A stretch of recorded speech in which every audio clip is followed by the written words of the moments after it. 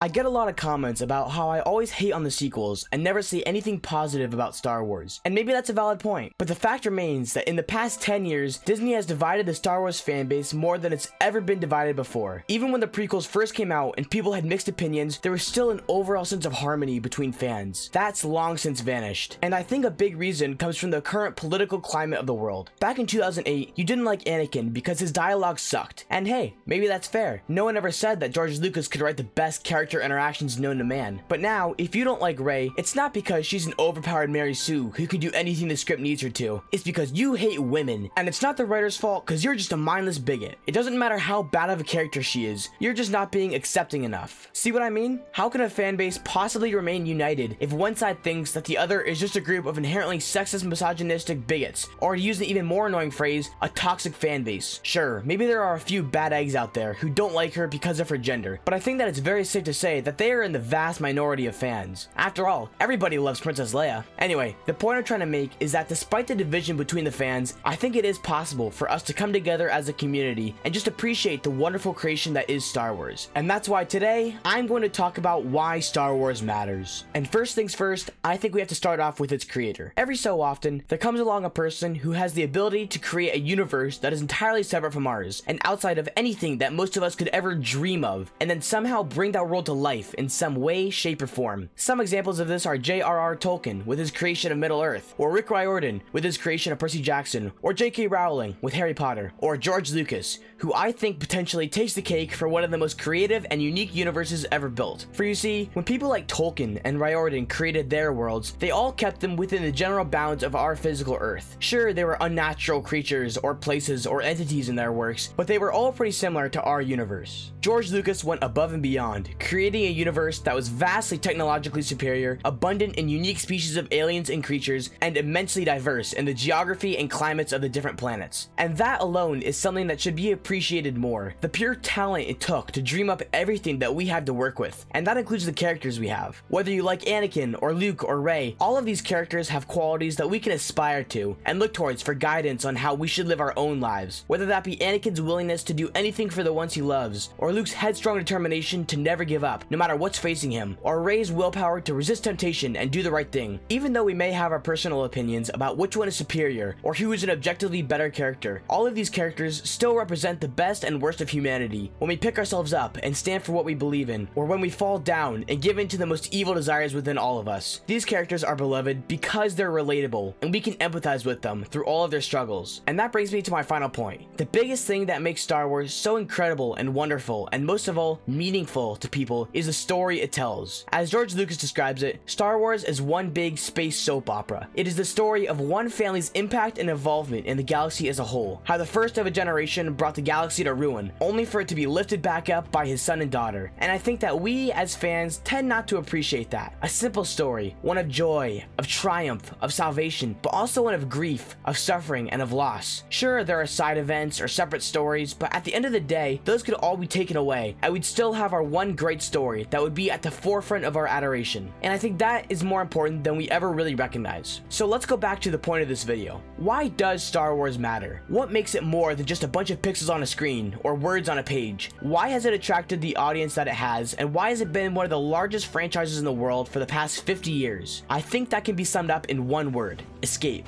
As humans, we are wired to want a place where we can go to get away from the challenges and issues and stresses of our daily lives. A place where we can get away from our reality just for a little while. And the reason Star Wars is that place for so many people is because it has all of the things that I've mentioned. There's an amazing world, rich with lore and detail. There are characters that are interesting and relatable, who we can look up to and learn from. And there's a simple story that anyone can become immersed in, and that appeals to human emotion and connection. I think as fans of Star Wars, we need to appreciate the things we have and look for things to love about the franchise, instead of just mindlessly tearing down everything that we have a problem with. And that's not at all to say that we can't have disagreements and personal favorites. Heck, if you think that I'm going to stop ragging on the sequels, then you're out of your mind. But I don't think that people who enjoy the sequels are mindless virtue signaling androids who would do anything to appear woke. And on the flip side, sequel enjoyers shouldn't automatically jump to the idea that everyone who doesn't like the sequels is a sexist, racist, misogynistic bigot who just can't accept the fact that a woman is the main character. Let's go back to debating the quality of the character and stories being discussed, and not be so quick to question the moral character of the person who disagrees with you. Why don't I start? I think that Disney is not only creating bad, uninteresting, uncompelling characters, but I think that they're actively ruining the characters that used to be good that George Lucas created. That's not at all to say that people who enjoy the sequels are just idiots who don't know a good story when they see one, but I'm saying that there should be an argument. To really understand what characters are being ruined and how they're being ruined, you should check out this video right here. I think that I make a lot of good arguments, and I'd be interested in hearing your opinions on them. Thanks for watching, and be sure to hit that subscribe button.